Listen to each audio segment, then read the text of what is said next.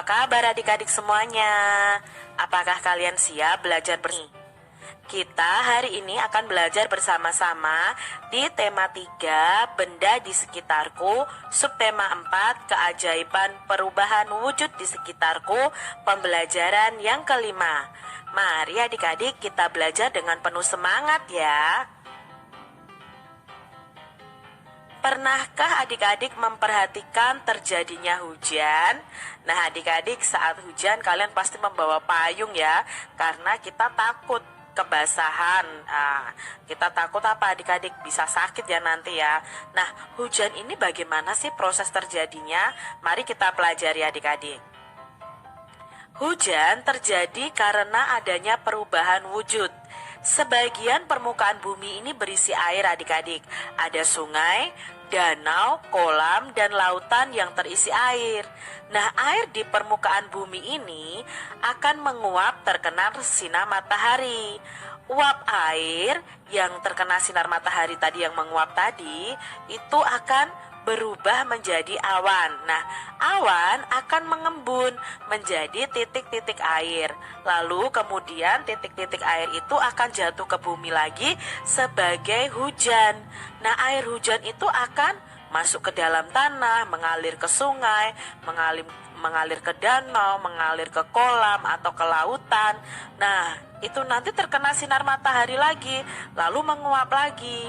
Nah, menguap itu prosesnya uap airnya akan berubah menjadi awan. Nah, awan itu akan bergerak lagi.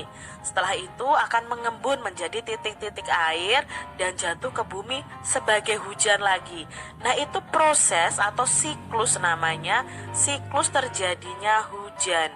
Jadi ya adik-adik harus tahu ya, ternyata kenapa air itu tidak pernah habis di bumi kita, itu karena mengalami siklus hujan ini adik-adik.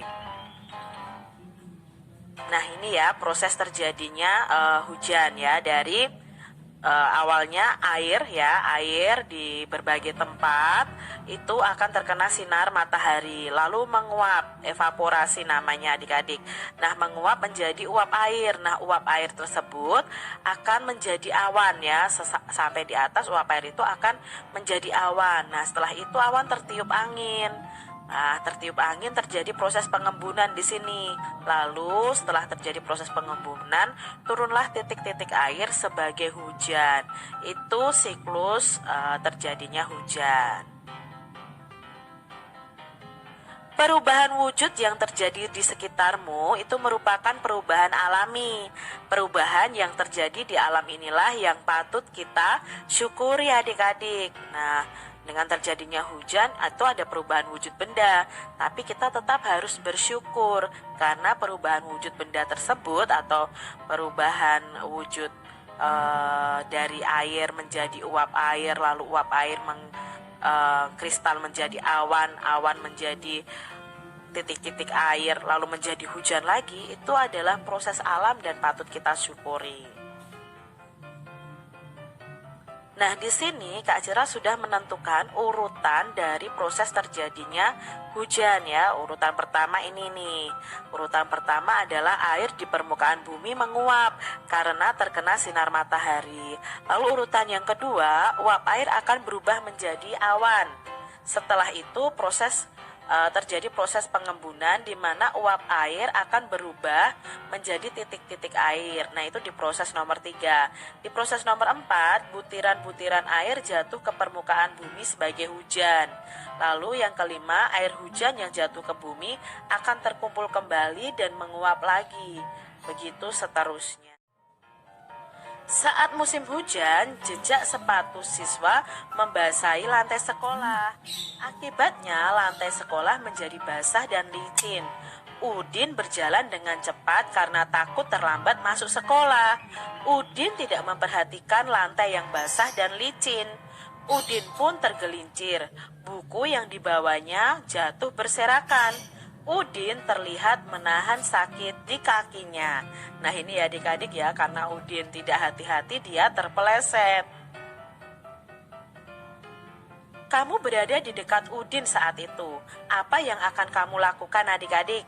Tentunya yang akan kamu lakukan adalah menolong Udin ya, membantu Udin untuk berdiri, lalu mengambil buku yang berserakan.